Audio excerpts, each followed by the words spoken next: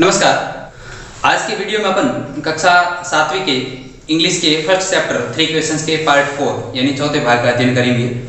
इससे पहले के भाग में हमने पढ़ा कि राजा अपने प्रश्नों का उत्तर जानने के लिए साधु के पास जाता है। उस समय साधु अपनी झोंपड़ी के सामने की जमीन को खोद रहा होता है। राजा अपने तीनों प्रश्न हैं वो साधु के सामने बताता है, साधु को बताता है और उसके बाद साधु कोई जवाब नहीं देता है तो राजा साधु को कहता है कि आप थक गए हैं, आपके स्थान पर थोड़ी देर मैं काम करता हूँ, आप थोड़ी देर आराम कीजिए। साधु उनके पास बैठ जाता है, कोई जवाब नहीं देता उनको। राजा थोड़ी देर बाद अपने प्रश्नों को फिर दोहराता है, लेकिन उसके बाद भी साधु कोई उनको जवाब नहीं देता है।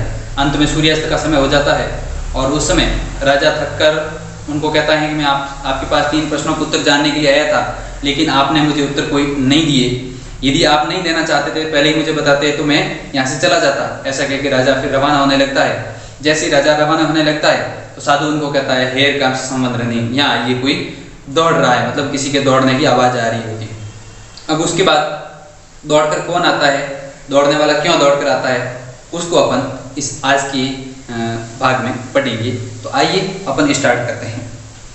The king turn round and saw a bearded man running towards them.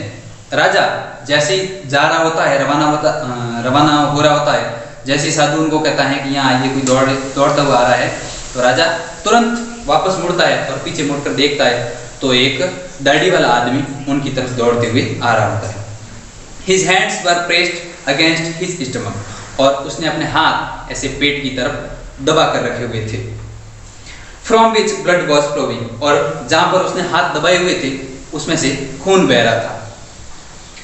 When he reached the king, he fainted and fell to the ground, और जैसे ही वो राजा के पास पहुंचा दौड़ते हुए, कौन जो दाढ़ी वाला आदमी दौड़ते हुए आ रहा था वो, जैसे ही राजा के पास पहुंचा तो राजा के पास पहुंचते ही वो बेहोश होकर जमीन पर गिर गया। The king and the hermit removed the man's clothing and found a large wound in his stomach.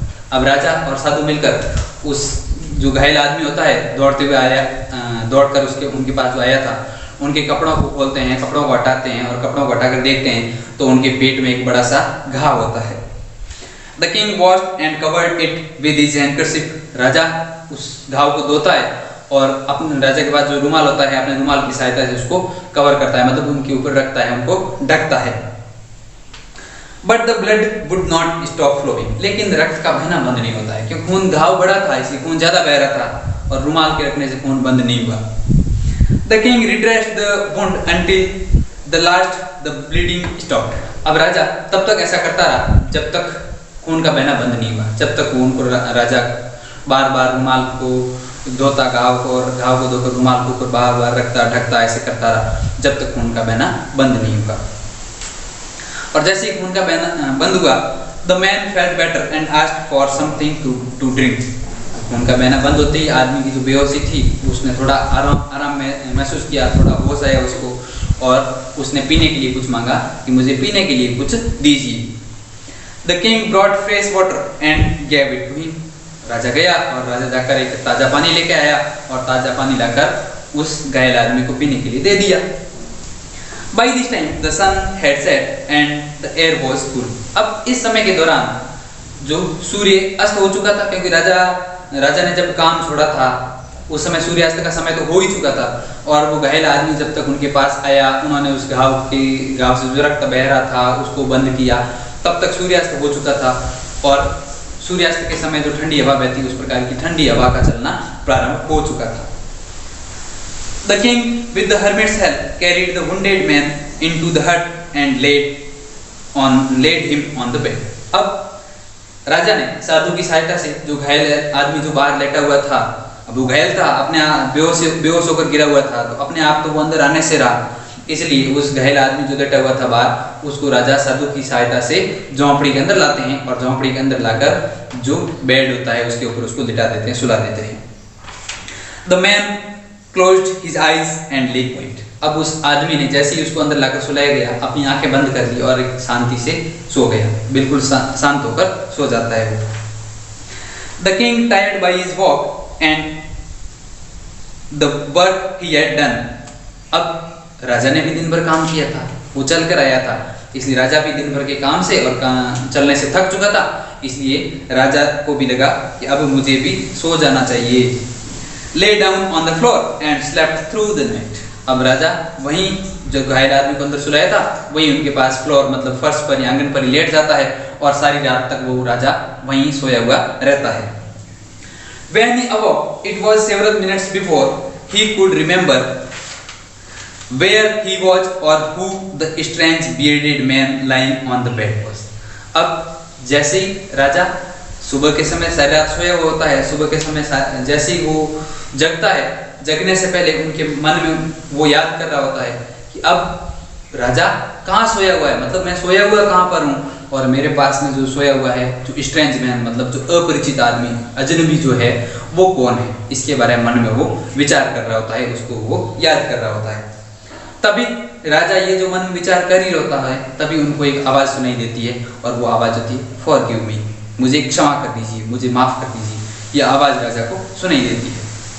Said the bearded man in a weak voice when he saw that the king was awake. अब ये आवाज़ किनकी होती है? उस bearded man मतलब दाढ़ी वाला आदमी जो घायल था और सोया हुआ था।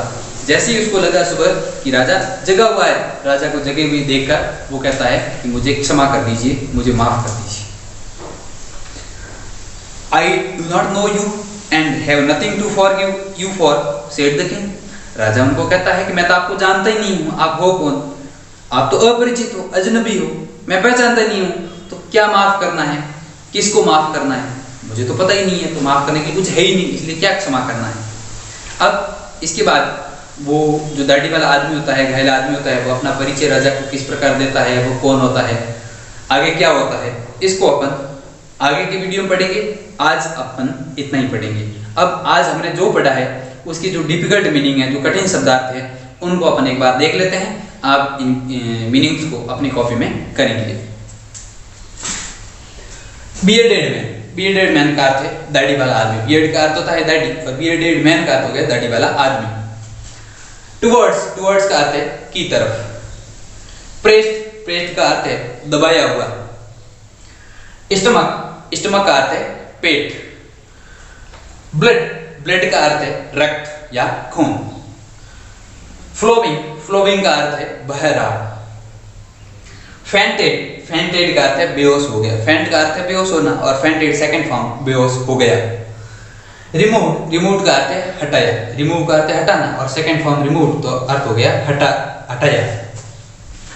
वुंड, वुंड का अर्थ है घाव। कवर्ड, कवर्ड का अर्थ है ढका हुआ। कवर का अर्थ है ढकना और कवर्ड का अर्थ हो गया ढका हुआ। हैंडकरशिप, हैंडकरशिप का अर्थ है रुमाल।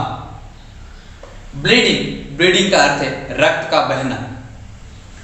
ब्रॉड, ब्रॉड का अर्थ है लाया। ब्रिंग की सेकंड फॉर्म है ये। ब्रिंग का अर्थ है लाना और उसकी सेकंड फॉर्म और थर्ड फॉर्म होती है ब्रॉड, ब्रॉड और इसलिए सेकंड फॉर्म का अर्थ हो गया लाया। कैरिड, कैरिड का अर्थ है ले जाया गया। कैरी का अर्थ होता है ले जाना और second form third form carried, carried होती है, तो कैरिड का अर्थ हो गया सेकंड फॉर्म है इसलिए ले जाया गया। स्ट्रेंज, स्ट्रेंज का अर्थ है अजनबी या अपरिचित, यानी जिनको हम पहचानते नहीं है, हमें पता नहीं है कौन है वो। लाइन, लाइन का अर्थ है लेटा हुआ और फॉरगिव, फॉरगिव का अर्थ है क्षमा करना, माफ करना। मीनिंग्स के बाद अब आज का हमारा क्लास वर्क। क्लास वर्क का फर्स्ट क्वेश्चन है हमारा, Why did the bearded man raised his hands towards his stomach? उस दाढ़ी वाले आदमी ने अपने हाथ अपने पेट की तरफ क्यों दबा कर रखे थे, इसका कारण आपको बताना है। क्लास वर्क का हमारा second question, Here comes someone running.